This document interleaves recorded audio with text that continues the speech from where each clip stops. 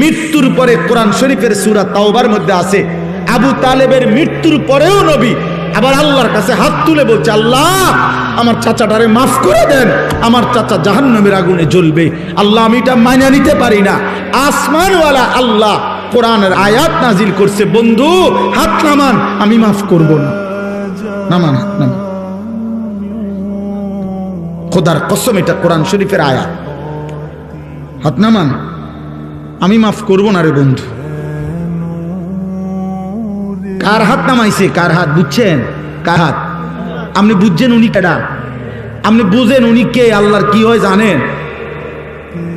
কলজাটা, কলজা,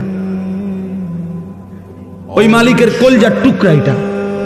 তিনি মাহবুব, তিনি হাবিব, এই কায়নাতে এর চাইতে প্রিয় ওনার কে? তো তার হাত নামাই দিছে বেটা,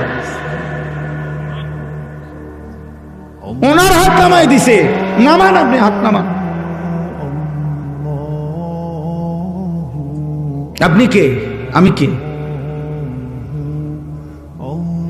বেশি খামখেয়ালি মনে করেন আপনার।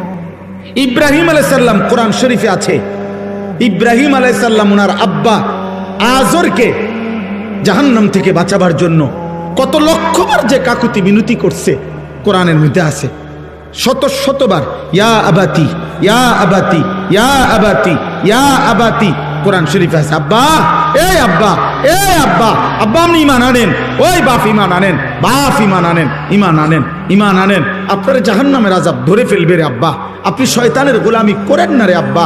এইভাবে বলছেন। আসমানওয়ালা বলছে, ইব্রাহিম খলিল হইতে পারো তুমি আমার, আমি তোমার বাপের হেদায়েত দেব না।